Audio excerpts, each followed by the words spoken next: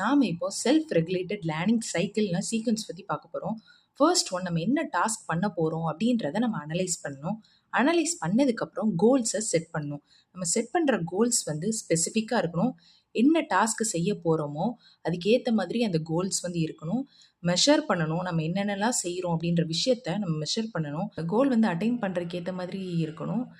For example, புதுசாக ஒரு விஷயத்த வந்து லேர்ன் பண்ணுறோம். ஸோ லேர்ன் பண்ணுறதுக்கு வந்து அட்லீஸ்ட் ஒரு 1 வீக் ஆகும் அப்படின்னா அந்த டைம் பீரியடை வந்து நம்ம கொடுக்கணும். நெக்ஸ்ட் ஒன் ரியலிஸ்டிக்காக இருக்கணும் கோல். ரொம்ப ஃபேண்டஸியாக வந்து இருக்கக்கூடாது.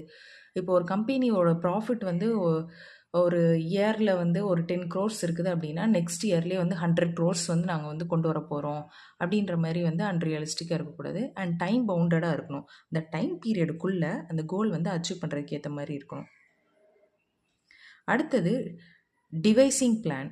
அதாவது நம்ம என்னென்ன ஸ்டெப்ஸ்லாம் வந்து யூஸ் பண்ணோம் அப்படின்னா அந்த கோலை வந்து நம்மளால் அச்சீவ் பண்ண முடியணும் அப்படின்றது வந்து நமக்கு தெரியணும். நெக்ஸ்ட் வந்து எனாக்டிங் டாக்டிக்ஸ் அண்ட் ஸ்ட்ராட்டஜிஸ். என்னென்ன டாக்டிக்ஸ் அண்ட் ஸ்ட்ராட்டஜிஸ் யூஸ் பண்ணோம் அப்படின்னா அந்த கோலை நம்மளால் கரெக்ட் டைமுக்கு அண்ட் குயிக்காக அச்சீவ் பண்ண முடியும் அப்படின்றத நம்ம பிளான் பண்ணுவோம். Next regulating learning. லேர்னர்ஸ் வந்து அவங்க எப்படி லேர்ன் பண்ணுறாங்க அப்படின்றத மானிட்டர் பண்ணணும்.